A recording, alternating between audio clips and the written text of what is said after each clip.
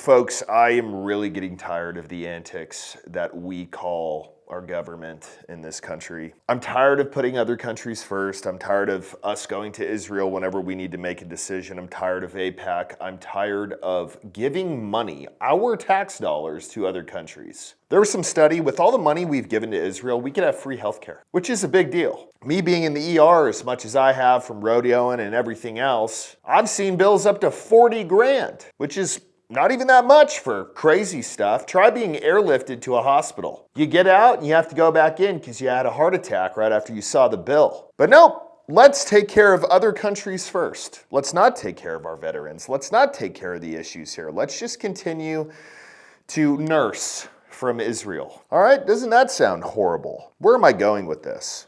We have just experienced another massive issue that's come up. A guy by the name, let me make sure I get this right, Tom Artyom Alexandrovich, described as the head of Technological Defense Division at Israel's National Cyber Directorate. So he was arrested in Las Vegas. That was part of a sting in regards to people seeking sexual contact with minors. Apparently, the woman that they were trying to contact was 15 years old and was an undercover police officer. I mean, that police officer must look really young, but if she advertised it as 15 and they were like, oh, hell yeah, let's do it, that's a problem. Can't you find a nice woman your own age, dude? Here's a news story. Controversy this afternoon and evening about an Israeli government official who left the country after an arrest for a sex crime. We thank you for joining us at 6. I'm Brian Loftus. And I'm Denise Valdez. As 8 News Now investigator Kyle Payne tells us state law allowed him to pay his bail before ever seeing a judge.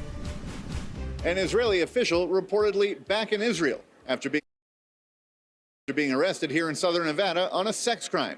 The question, not so much how did he get out of the country, as how did he get out of jail to begin with. Acting United States Attorney Sigal Chattah taking to social media Monday night, saying, quote, a liberal district attorney and state court judge in Nevada failed to require an alleged child molester to surrender his passport, which allowed him to flee our country. In fact, that Israeli official, Tom Alexandrovich, who is upper management with the Israel National Cyber Directorate, in town for a cybersecurity conference, where police say he chatted online with a decoy who posed as a 15-year-old girl and never saw a judge. So he didn't see a judge. They gave him a $10,000 bail, and they pretty much waved him goodbye. You know why? Because he's allowed to go home to Israel, which is apparently a common thing. Now, there's an article by Sean King, and he says that he spoke directly with the police department in regards to this because it just kind of seems wiry, right? The head of cybersecurity in Israel gets caught in a sting trying to target a 15-year-old girl. He doesn't see a judge. He posts a $10,000 bail, which is super low. It's like a penny. It's $1,000. You don't think this dude is a flight risk? Oh no, it's cool. He's in the government. It's fine. Well, he isn't in ours. This is what Sean King says.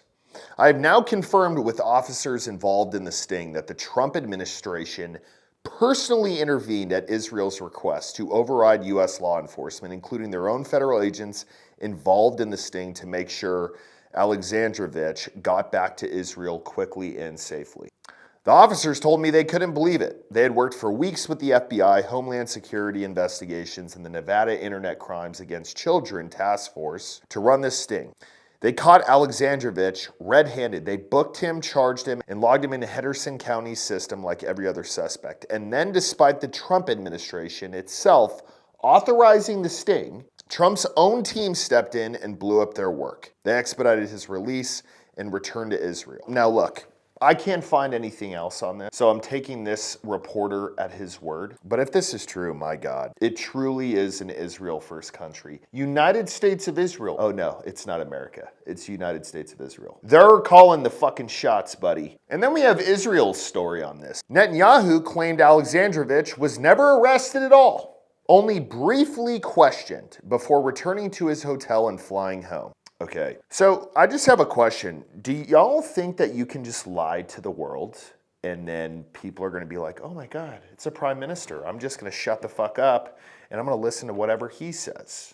It's like when they say that they're not starving people in Gaza and that it's not a genocide. I've had so many people hit me up saying, it's not a genocide. What are you talking about? Have you seen pictures of Gaza? They bombed the whole fucking thing. That's not being tactful about going in and killing Hamas. That's saying, well, we can't find them. We tried. Not really. But we're just going to bomb the whole fucking place. That's called a genocide. When you kill mass numbers of people. If this is true, that the Trump administration let him through, just let him out, $10,000 bail. See ya, go back to Israel.